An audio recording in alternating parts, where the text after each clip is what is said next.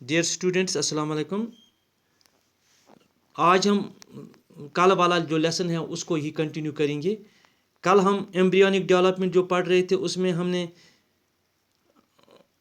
Cleavage के बारे में पढ़ा।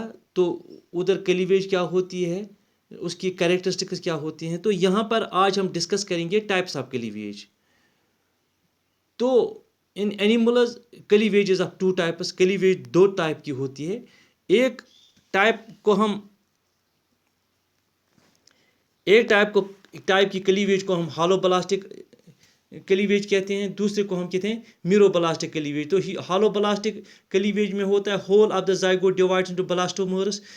जो सारा का सारा ये जाइगोट होता है वो ब्लास्टोमर्स में डिवाइड होता है। इस हालोब्लास्टिक क्लीवेज की भी दो टाइप्स हैं।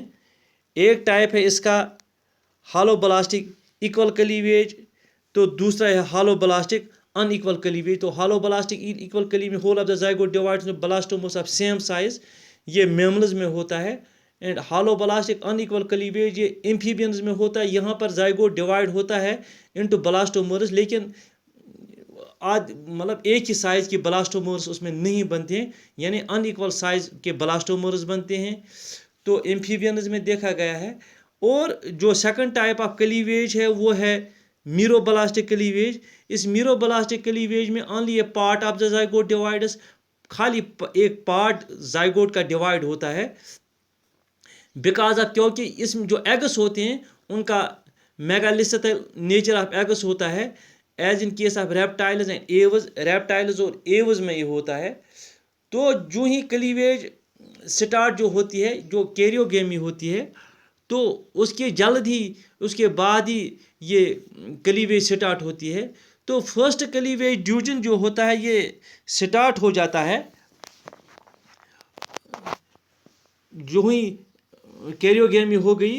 First cleavage division occurs on along the primary axis. Primary axis जो होती है कि वहाँ से cleavage division, that is animal vegetal pole होता है। और इसमें जाइगोट जो होता है, zygote is divide into two unequal two blastomeres में। तो ब्लास्टोमर्स में हो जाता है। तो उसके बाद सेकंड क्लीवेज ड्यूजन है, it took 40 hours of fertilization. जैसा कि दूसरा क्लीवेज ड्यूजन है 40 आवर के बाद जब हो जाते हैं तो उसमें दूसरा क्लीवेज ड्यूजन होता है। लेकिन ये क्लीवेज ड्यूजन स्लाइड इन से, that is one blastomere divides a fraction earlier than the second blastomer, resulting in the formation of transitional 3 seller stage. यानी कि अगर मान लो 2 सेल्स हैं, एक सेल पहले डिवाइड हो गई थोड़ा fraction earlier than the second, तो कितनी सेल्स बन गई? क्योंकि फर्स्ट वाली सेल तो डिवाइड हो गई, सेकंड वाली अभी डिवाइड नहीं, तो इसका मतलब है 3 सेलर स्टेज होती है। इसके बाद जब थर्ड डे होता है after fertilisation, third cleavage division हो जाता है। तो इसका मतलब है third cleavage division of the third division is completed.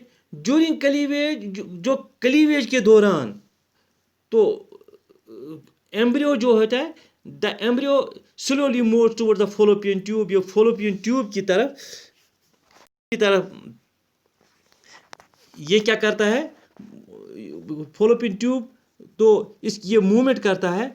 तो जो ये मूवमेंट टुवर्ड्स द यूट्रस होती है, ये मूवमेंट जो है एम्ब्रियो की movement, it is made possible by the steady mucus currents. तो जो म्यूकस होता है फॉलोपियन ट्यूब में, तो इससे पॉसिबल हो जाती है इसकी मूवमेंट। तो जब फोर्थ डे पहुंच जाता है तो